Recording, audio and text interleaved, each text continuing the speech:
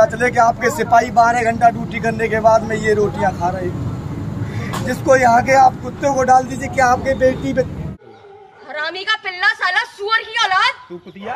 अबे साले गार्ड साहब, गार्ड साहब,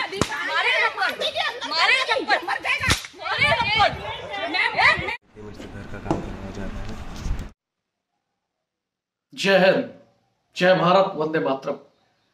मैं रविंद्र फौजी। अभी मैंने आपको छोटी छोटी जो क्लिप दिखाई है वीडियो की, ये मैं आगे आपको दिखाऊंगा कि मेरा इनका दिखाने का मकसद क्या है। सबसे पहले, जैसा कि हम एक अग्निपथ योजना सेना में जो थोपी जा रही है जवान रैंक पर, उसका विरोध प्रदर्शन कर रहे हैं। 10 तारीख से जयपुर से चले हैं और 24 को दिल्ली पहुंचेंगे, 25 को वहां प्रदर्शन करेंगे। अब मैं आपको थोड़ा सा इसका डिटेल बता दूं, खासकर मैं उन युवाओं को भी बता दूंगा जो वीडियो मैंने दिखाया ना कि जो अग्निपथ में जा रहे हैं उनका भविष्य क्या होगा। जैसे वो महिला डंडा मार रही है ना एक फौजी को, वो कह रही है कि औकात क्या है तुम्हारी, तुम एक मामूली सिक्योरिटी गार्ड हो। ये अग्निवीरों के भविष्य है, मैं वो भी बताऊंगा। जिन 75% को लात मार के बाहर कर दिया जाएगा, जिनको डिफाल्टर घोषित कर दिया जाएगा, क्योंकि सभी लोग कहेंगे कितने अच्छे थे, इनको अंदर क्यों नहीं लिया। तो ऐसी सारी डिटेल मैं आज इस वीडियो के अंदर देना चाहता हूं। यहाँ एक चीज और क्लियर कर दूं कि मेरे साथ जो ये मेरा चैनल है रविंद्र फौजी एक्स आर्मी आरटीएफ, इसमें 6 लाख जवान भाई जुड़े हुए हैं और वो ज्यादातर ऑन ड्यूटी हैं।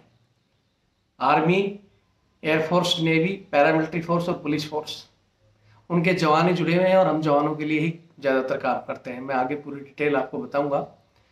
अब मकसद ये है कि कुछ एक जवान को लग रहा है कि भी रविंद्र फौजी इस समय अलग ट्रैक पे है, क्योंकि हमारे मुद्दे सहायक प्रथा, अफसरों की तानाशाही ये था।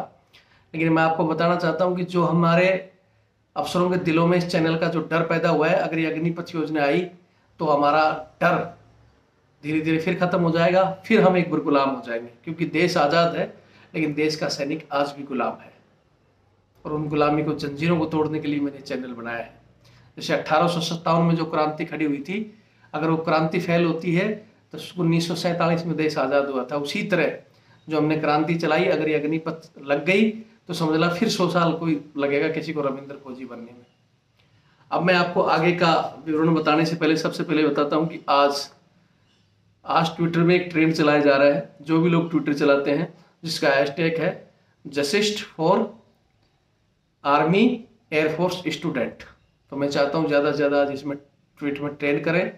दूसरा मुख्य पॉइंट कि कल 18/8/2022 का हमारा जो धरना है सत्याग्रह का, जो जयपुर से चलकर हम दिल्ली कूच कर रहे हैं, उसका कल कोटपुतली में है, नगर पालिका पार्क में 1 से 3 बजे तक का। जो नज़दीक के हैं ये वहाँ पहुँचे। अब सबसे पहले आगे की विवरण बताने से पहले कुछ लोग फ़ोन करते हैं, सर क्या हमारा आर्मी एग्ज़ाम हो जाएगा, हमारी एयरफोर्स ज्वाइनिंग हो जाएगी, अग्निपथ वापस हो जाएगी। कॉल करने वालों को मैं एक चीज़ पूछना चाहता हूं कि सबसे पहले आप घरों में बैठे बैठे कॉल करते रहेंगे, ना आप ट्विटर पर ट्रेड कर सकते, ना सोशल साइट पर इनको शेयर कर सकते, तो क्या हो जाएगा? अगर आपको इसमें कुछ करना है तो सबको कुछ ना कुछ योगदान करना पड़ेगा। सबसे पहले तो मैं आज एक बार फिर अपील करता हूं कि ये आंदोलन चलाने के लिए या इन चीज़ों को हाईलाइट करने के लिए सबसे ज़रूरी है बजट, पैसा। या तो आप, मैंने अभी तक किसी राजनीतिक पार्टी या किसी भी बड़े से किसी से 1 रुपया भी नहीं लिया है। ये लोग जवान ही मेरा पहला सहयोग करते थे, आज भी मैं इन्हीं से सहयोग मांगता हूँ। तो मैं नंबर दे रहा हूँ, जिसको सहयोग करना है भाई सहयोग करो, ताकि आंदोलन सफल हो और हमारे ये सारे के सारे काम हो। अगर आप चाहते हो कि मैं किसी पार्टी को इसमें शामिल करूँ, बहुत से लोग कह रहे हैं उनके झंडे गाड़ दूँ तो वो सब कुछ दे देंगे, खाने पीने का, एडम व्यवस्था का, लेकिन मैं किसी पार्टी का गुलाम नहीं बनना चाहता। अगर आज मैंने किसी से मांगा तो फिर मैं सदैव उनका गुलाम रहूँगा। अब आप तय करो कि आपको उनका गुलाम बनाना है, या जो हमारी लड़ाई हम पिछले इतने सालों से अकेले ही लड़ते आ रहे हैं, उसमें छोटा छोटा सबका सहयोग लेकर वैसा ही लड़ें। तो आप तय करो। आप कहो कि क्या बोलते हैं उन्हीं से ले लो, तो मेरे को वो बता दे कमेंट्स करके। या जो हमारे फौजी भाई, कुछ एक लोग कह रहे हैं कि नहीं आप गलत ट्रैक पे हो, ये धरना और आंदोलन खत्म कर दो, अग्निपथ सही है, तो मेरे को वो भी बता दो। अगर लगता है कि सही है तो भैया कम से कम जो आंदोलन में आ सकता है आंदोलन में शामिल हो, जो आंदोलन में नहीं आ सकता कम से कम इनको बैठे बैठे ट्विटर पर, फेसबुक पर, जितने भी आपके जहां जहां संपर्क है शेयर कर दो।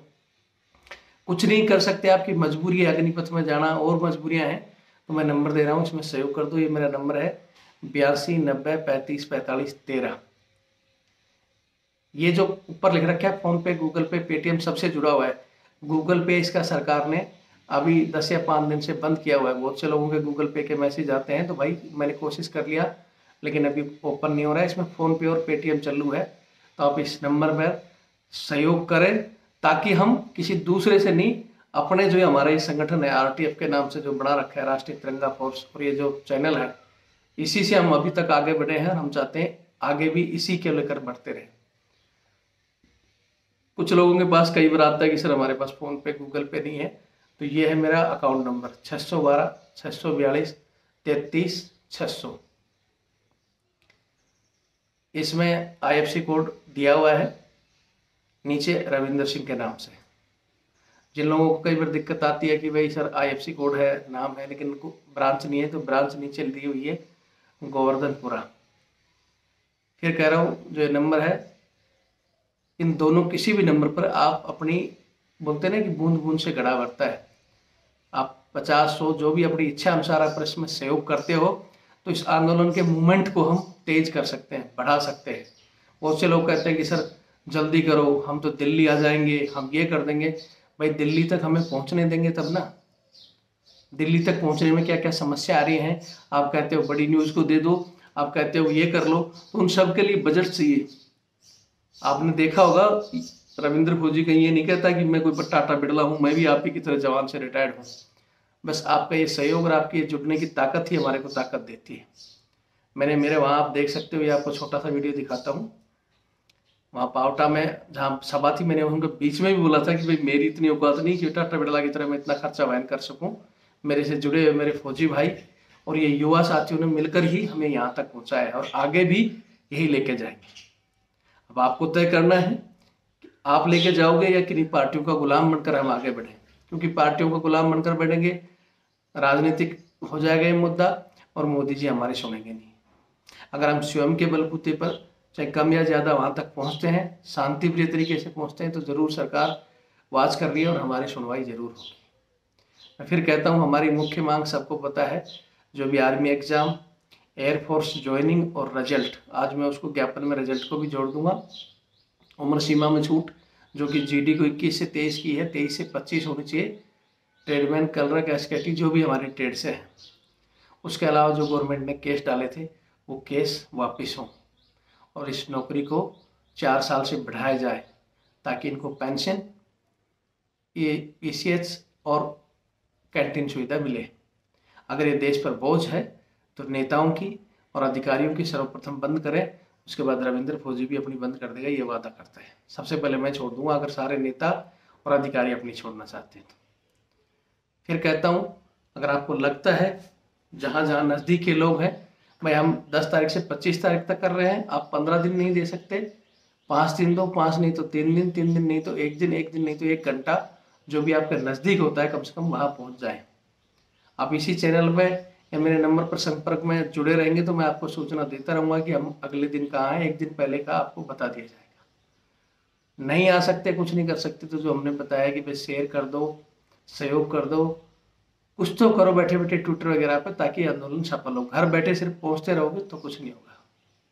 बाकी कोर्ट का फैसला भी 25 तारीख को आना है। हम चाहते हैं कि कोर्ट हमारी भी सुने, क्योंकि सरकार नहीं, मुझे भी पता है बहुत से लड़के कहते हैं सर अब तो भर्तियाँ हो गई, ये हो गया, अब क्या हुआ। तो भाई सब कुछ हो रहा है, सरकार सब कुछ कर रही है, तो हम भी कुछ मूवमेंट करें जो हमारा मसला हाईलाइट रहे और कोर्ट की नज़र हमारे पर भी रहे।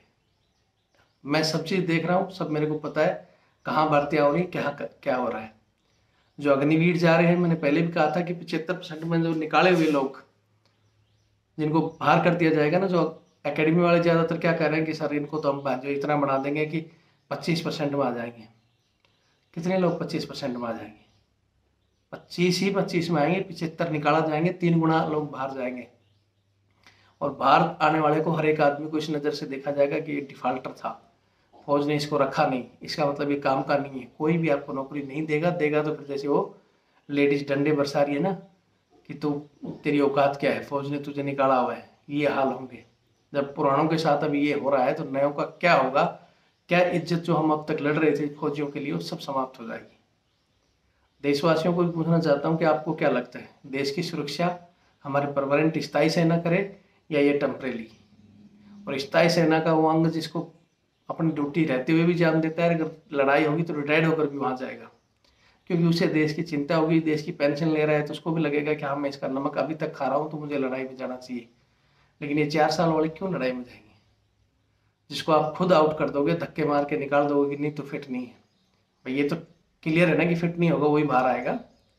वैसे तो मुझे पता है, मैंने कल भी बहुत से वीडियो डाले कि वहाँ जो बूट पुलिस करेगा ना, अफसरों के कुत्ते घुमाएगा, जैसे मैंने शुरू में ही दिखाया था, जो इनकी मैम साहबों को सलूट मारेगा, बच्चों को पोटी तक साफ करेगा, वो ज़्यादातर तो वो फिट होंगे, और उसके अलावा वो चमचों के जो जेब भरेंगे वो फिट होंगे। ईमानदारी और मेहनत वाला बाहर आएगा। लेकिन ठप्पा जो नॉर्मल आदमी जो नहीं जानते वो तो ये कहेंगे कि ये तो बेकार था इसलिए फौज ने बाहर निकाल दिया, तो उसकी खत्म हो जाएगी रिस्पेक्ट और ना कहीं नौकरी। गार्ड की भी पहले उनको दी जाएगी, जो पूरी करके आएंगे बोलेंगे पुराना आदमी है, ये पूरी करके आया, मतलब डिसिप्लिन वाला है, और ये अनडिसिप्लिन है, उसको गार्ड भी नौकरी नहीं मिलेगी। अपने भविष्य पर अपने आप ठोकर मार रहे हो। फिर कह रहा हूँ, जिनकी मजबूरियाँ हैं जा रहे हैं, ठीक है जाओ, लेकिन यहाँ भी कुछ सहयोग करते रहो। अगर आपको लगता है कि हाँ स्थायी सेना रहे, पहले की तरह भर्तियाँ हों, विदेशों की तर्ज पर करना, मैं फिर बता देता हूँ जो विदेश में क्या होता है, जो स्थायी सेना है वो ऐसे कैसे है। उसके अलावा 4 साल के लिए जो इच्छा से आते हैं, अपनी इच्छा से जाते हैं, किसी पर दबाव नहीं कि तू जाएगा तू जाएगा, क्योंकि समृद्ध देश है, सबके पास पैसे हैं। हमारी तरह नहीं है कि 60% पहले ही ANJN से लगाकर नेता MLA मिनिस्टर की जेब में चला जाए और 40% सिर्फ जनता के काम आता है। यहाँ का पैसा जनता का ही टैक्स डकार रहे हैं लोग, फिर फ्री में बांट देते हैं। उस विषय में हम कहना नहीं चाहते, लेकिन मैं समझाने का सिर्फ एक पॉइंट दिया हूँ आपको। फिर कह रहा हूँ, बोझ है तो पहले हमारे अफसर अपने पर लागू करें। नेता अभी 4 साल के बाद आउट हो, पेंशन नहीं मांगे, विदेशों की तर्ज करना है। विदेश में एक मैच होता है, एक जगह सारे खाना खाते हैं। यहाँ अफसर जैसे और वार्स का अलग अलग ड्रामा है। जो अंदर सैनिक है उनको पता है। अगर मेरी गलत लगती है तो आपके जो सैनिक है उनसे पूछे। या फिर इस वीडियो का अंत में ये कहूँगा कि हमारे सैनिक भाइयों को लगता है तो वो मेरे को कमेंट्स करके बता दें कि सर आप इस चीज़ को छोड़ दो, तो मैं इसको छोड़ दूंगा। बस ये मेरा आज का अंतिम संदेश था आपके लिए। अब आप तय करेंगे कि अब हमें आगे बढ़ना है, रुकना है, लड़ना है, क्या करना है। मैं फिर ये जरूर कहूँगा कि अगर ये सिस्टम चला तो गुलामी 4 गुना ज़्यादा बढ़ जाएगी। जो AD पंजे पे नौकरी करने वाले होते थे ना, वो लोग वो नहीं कर पाएंगे, क्योंकि सबको इस देश में पैसों की जरूरत, पारिवारिक लोग हैं, परिवार भी देखना है सबको। जिसको परिवार की टेंशन होती है वो कभी ड्यूटी नहीं कर पाता। चिंता चिता से भी बड़ी होती है, और चिंता में खड़ा सैनिक ड्यूटी नहीं कर पाएगा।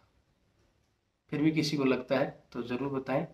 जय हिंद, जय भारत, वंदे मातरम।